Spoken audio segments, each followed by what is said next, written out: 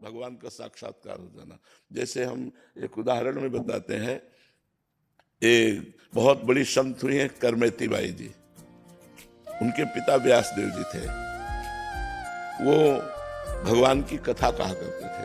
Karmeti by बचपन से भगवान की कथा सुनती रहती थी। एक दिन एक चोर, जिसके माता पिता ने शिक्षा दी थी कभी कथा न सुनना, और वो वहीं से गुजर रहा था, तो वो वर्णन कर रहे थे, आज भगवान श्री कृष्ण को यशोदा मैया ने सोने का हार पहनाया। सोने का, वो तो चोर था। सुनते ही कदम रुक गए। मैया ने फिर सोने की बाजूबंद पहनाई, फिर सोने का कंगन, फिर करधनी भी सोने की, आज लकुट भी सोने की दी, और लाला को गौएं चराने के लिए भेजा। आज, क्योंकि भगवत लीला नित्य चलती ना, तो उसे आज कह के ही कहा जाता है। तो तुरंत रुक गया, और जब सब कथा के भगत चले गए तो नजदीक गया और चाकू निकाली, कहा इस धनी का नाम बताओ। देखो गुरु कृपा तुम्हें बता, समझ गए। बोले ये हटाओ तुम चाकू, तुम इस धनी को क्या करोगे?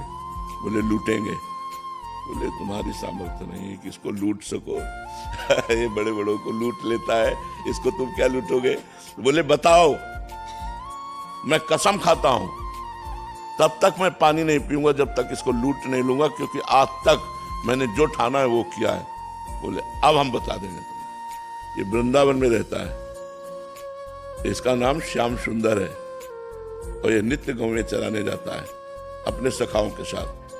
तो बोले निश्चित लूटूंगा। बोले सुनो, अगर लूट तुम्हारी धमकी से ना कब्जे में आवे तो माखन मिश्री दी, और कहा माखन मिश्री उसे खवा देना, फिर लूट लोगे तुम। उन्होंने समझ लिया कि भगवान की इस जीव पर कृपा हो गई, क्योंकि इसने हट कर लिया कि पानी नहीं पीऊंगा जब तक लूट नहीं लूंगा। अब वो नंगे पैर वहां से वृंदावन का पता लगाते हुए आया। उस जब हम आए थे तब वृंदावन का और स्वरूप था, तो 500 वर्ष पहले तो और स्वरूप रहा होगा ना। हमें तो मान लो 27-28 वर्ष हो गए, तो वृंदावन का और स्वरूप तो 27-28 वर्ष पहले ही। ये सब रोड नहीं थे, लाइट नहीं थी, इधर कोई निवास नहीं था, जंगल ही जंगल, बड़ा आनंद में था उस समय तो जंगल ही जंगल। और उसने सोचा जंगल में ही गाय चराने आएंगे, तो श्याम सुंदर, श्याम सुंदर। अब 3-4 दिन हो गए थे, पानी नहीं पिया था। श्याम सुंदर, ये श्याम सुंदर। अब भगवान का नाम, भगवान लीला बिहारी कब किस पर कृपा कर दे। तो दिखाई दी सैकड़ों दिव्य गौएं, जो भगवान की दिव्य गौएं, और सखा पुकार रहे थे, ए श्याम सुंदर देख तेरे को कोई पुकार रहा है। और वो ललित त्रिभंगी स्वरूप भगवान का कोटि कोटि काम को भी मूर्छित कर दे, ऐसा ठाकुर जी का स्वरूप है। मुनिमन ध्यान धरत लय पावत। बड़े बड़े मुनिजन जिनका ध्यान धरते, ध्यान में नहीं आते, वो प्रभु उसके पास गए। बोले क्या है रे, काहे को पुकार रहा है? बोले तुम कौन हो? बोले हमारा नाम श्याम सुंदर है। और ठीक वही आभूषण पहने थे जो व्यास जी वर्णन कर रहे थे, क्योंकि भगवान तो सर्वांतर्यामी है ना। वैसे ही सोने के लकुट, वैसे ही हार। उसकी दृष्टि गई। बोले जिंदगी में ऐसा हमको अवसर नहीं मिला कि एक बालक को लूट ले। उसने निकाली चाकू और कहा नीचे उतार के सब रख। हमें चाकू से डरते हैं। और ठाकुर जी की वो मधुर भाषा, तो उससे गुस्सा तो आ नहीं रही थी, प्रेम आ रहा था ठाकुर जी को देख के।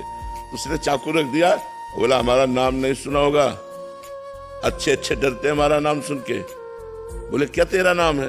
बोले गोवर्धन डाकू। बोले पता है मेरा क्या नाम है? गोवर्धन धारी।